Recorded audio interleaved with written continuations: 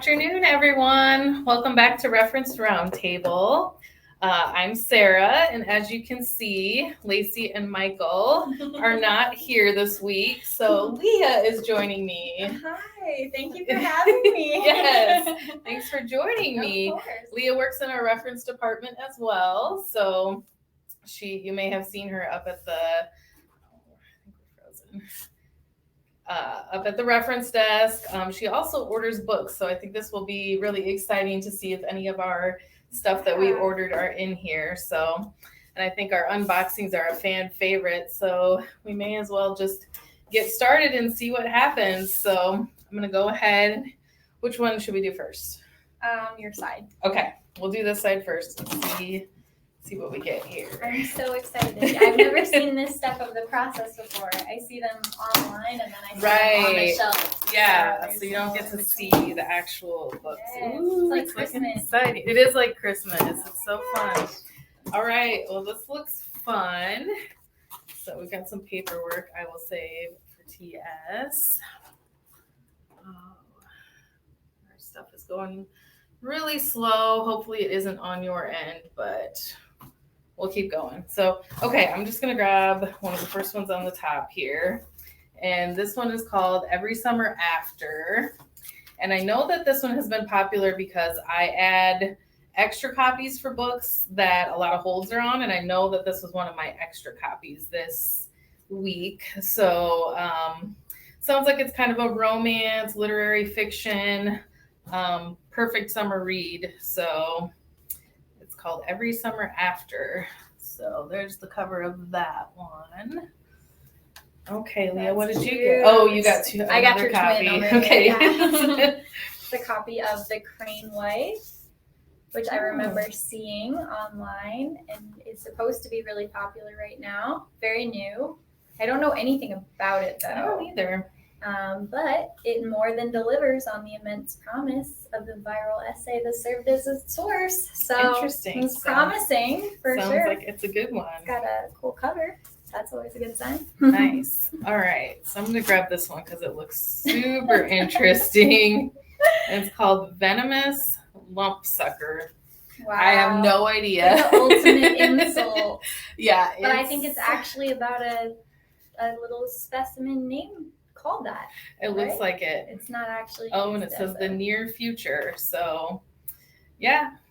Yikes. That interesting just for the title alone. Yeah, no kidding. All right, here's another one interesting for the title, The Mermaid of Black Conch.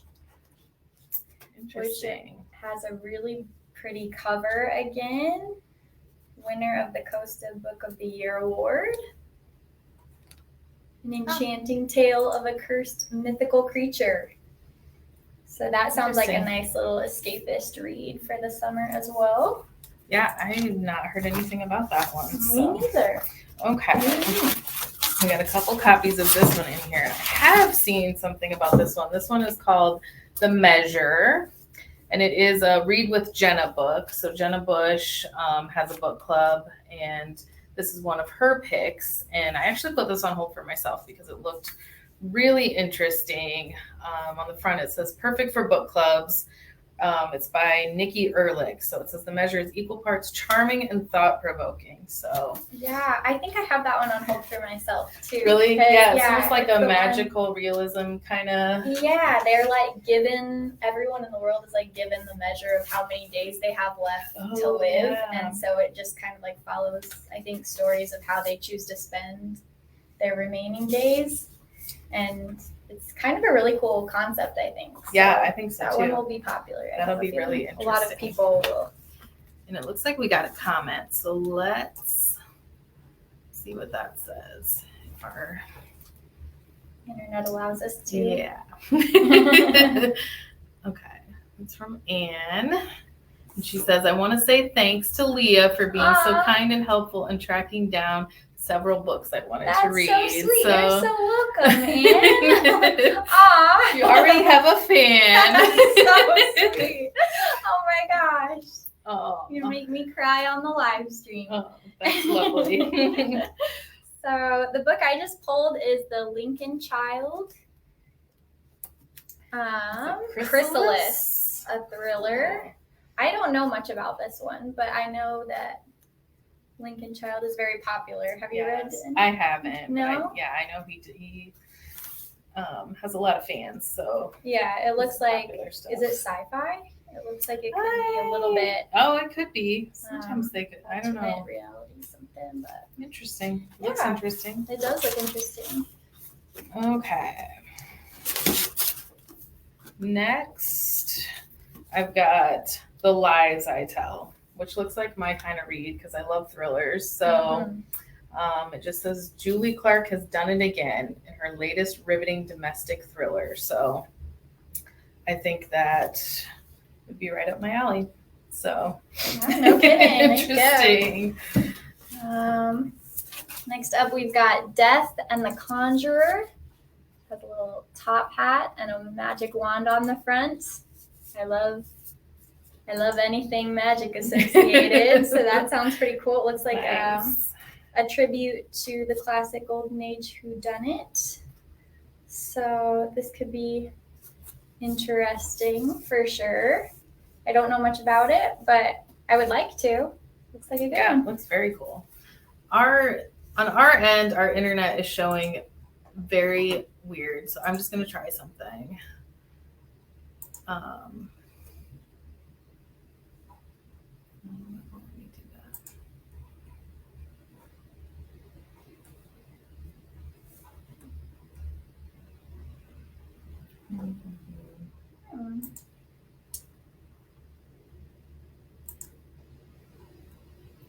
It just keeps like freezing on us. So if anyone's noticing if we're having any freezing or lag time, just let us know. Otherwise, we'll just keep going and see what happens. Okay, what do we got here? Ooh, this one, the new Ruth Ware, the It Girl. So Ruth Ware is a very popular thriller author. Why can I not I can't think of anything she's written right now. Not the one very popular.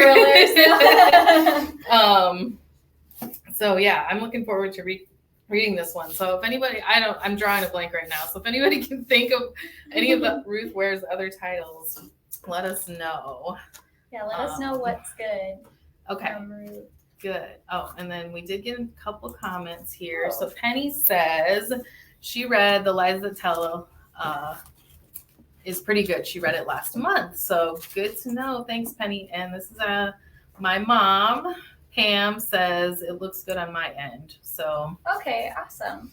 So that's promising. Good to know. I'm glad. We'll just keep going with it. So there's a couple of extra copies that I've been pulling, but we haven't seen this one yet. The Man Who Could Move Clouds. I don't know how well you can see the cover there, but it looks really interesting. It's a memoir.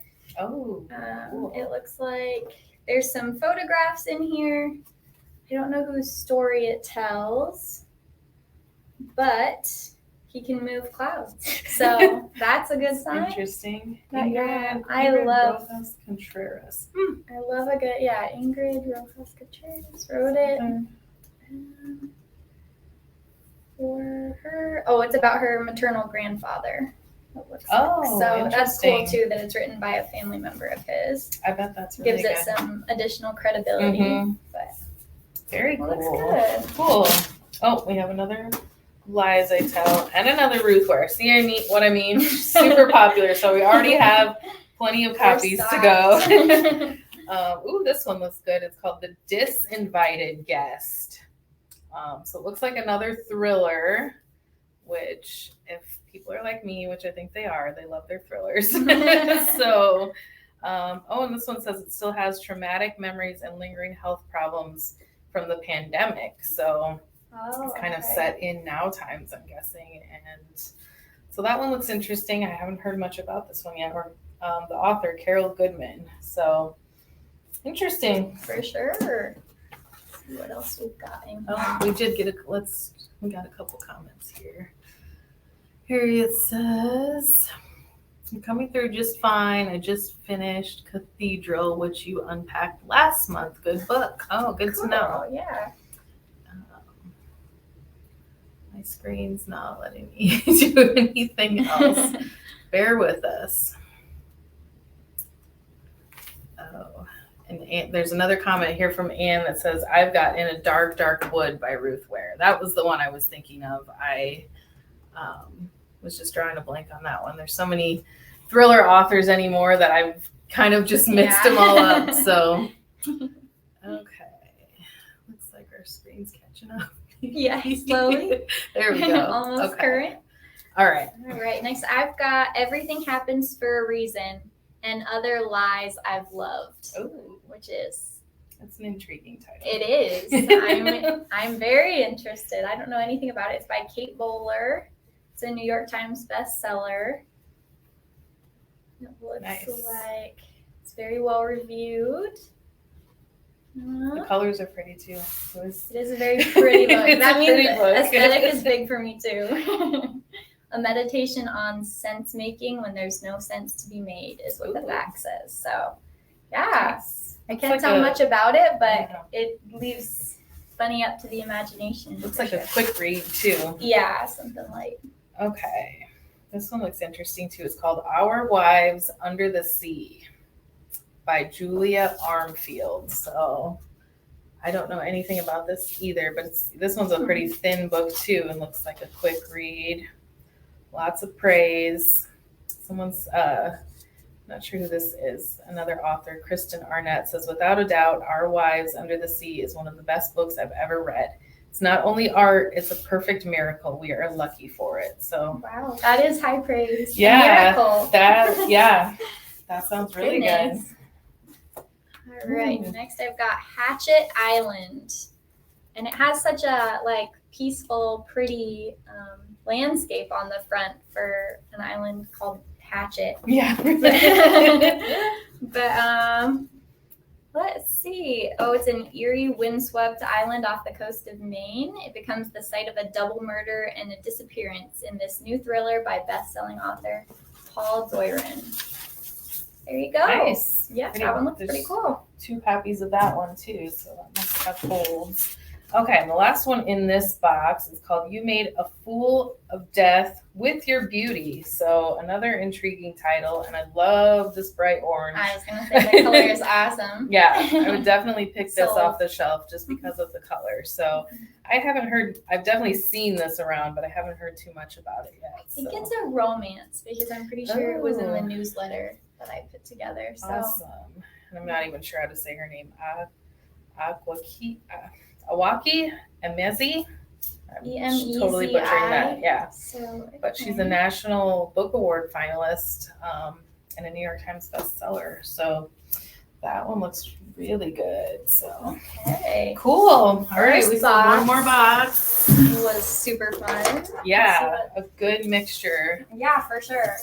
Lots of fun summer reads. It looks I feel like people tend to go for either dark thrillers or really light, sweet, romance. Romancy, there's no in between for summer favorites. Thrillers are definitely my kind of peach read, but not everyone. I don't know if that's you, but maybe it will be someday. They're always quick reads anyway, I should say. That's true. You can't really put them down because you'll be up all night. Exactly, yes. So. All right.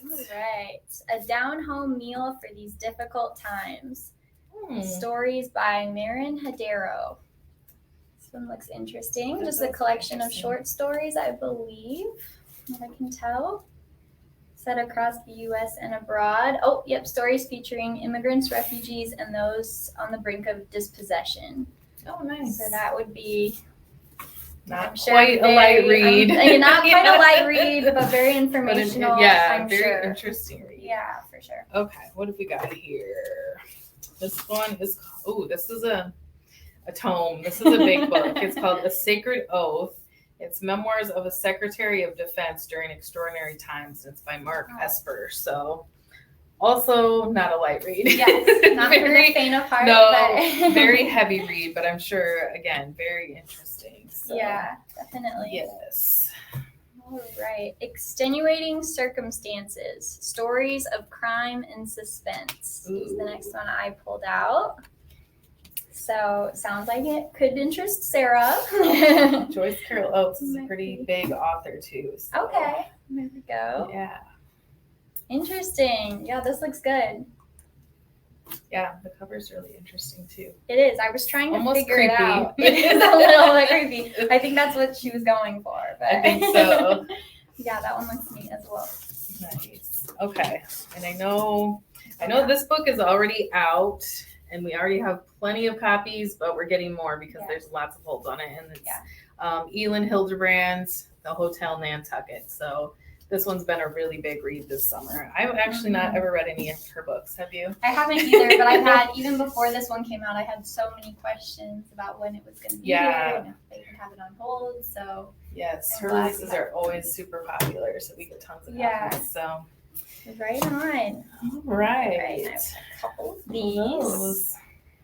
Fight and Flight is the title of this one here. I don't know much about it. Almost looks young adult. It does. It looks kind of like a teen book, juvenile fiction, so could be fun for the younger folks in your lives.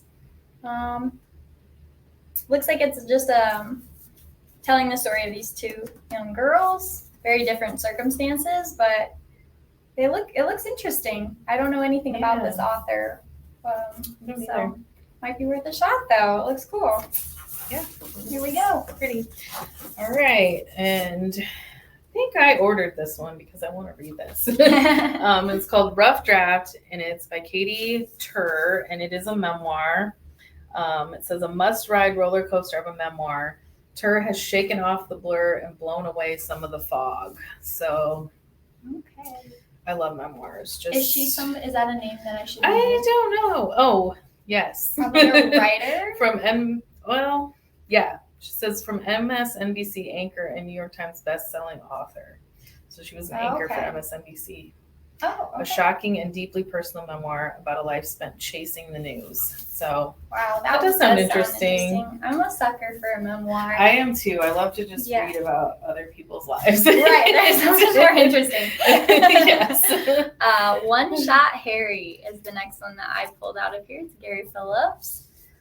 It's got lots of praise on the back. It looks like set in Los Angeles, 1963. Talking about an African-American Korean War veteran earning a living as a news photographer and occasional process server. So that sounds really interesting as well. Another memoir. Like a mystery, police procedural type mystery or something. So yeah, for sure. Very cool. That looks interesting. All right, this one looks super creepy. It's called What Moves the Dead, and I'm pretty sure this is a horror fiction that I ordered. I could be wrong. Oh, it says a gripping and atmospheric reimagining of Edgar Allan Poe's The Fall of the House of Usher. So that's interesting, and I'm sure it is super creepy, especially if it's based on Poe. Yep. Based on its inspiration. Thoroughly creepy and utterly enjoyable. There we go. So if you're confirmed. Ready for some horror, that might be a good one. Okay, this next one I'm pretty familiar with from putting that romance newsletter together. Oh, yeah. It's an Emily Giffen. It's called Meant to Be. Can't tell how well they can see the cover. It's pretty bright. It's a really pretty cover, so you'll just have to come see it for yourself. But I know that this one is based on John F. Kennedy Jr. and the woman that he married. They have a really tragic story, but this is not about the tragic part. This is about their romance and how they met each other and everything. So this one looks really cute, and I think it'll be really popular as well. It looks like a beach read too. It's very pretty. Yeah, for sure. All right, I'm gonna grab this one just because there's a couple copies, and this is The House Across the Lake by Riley Sager. So Riley Sager is a thriller-ish horror, kind of creepy thriller writer. So not just your normal thriller. It's always got a creep factor too. So I know my husband really likes reading these books, and I actually got this on Book of the Month for us to read. So we'll see. Sometimes books scare me more than movies just because you're more in my head I visualize it myself, and no, I understand that too. I get so we'll a lot more like involved with books than I do with movies. Exactly. Sure. This little book is called Flying Solo. It's super cute. We have a couple copies of it here, which indicates that it's anticipated to be pretty popular. It looks like a woman returns to her small Maine hometown, uncovering family secrets. That looks really cute. Another good summer read. Could be a little bit dark. I don't know what kind of family secrets she's got going on, but it looks pretty cool. And I like a like East Coast setting. Oh yeah. I think so I've never been there, so it interests me. Go there through the books. So. Yeah, right. Okay, we've got another one that looks sort of creepy thriller-ish. It's called On a Quiet Street by Serafina Nova Glass.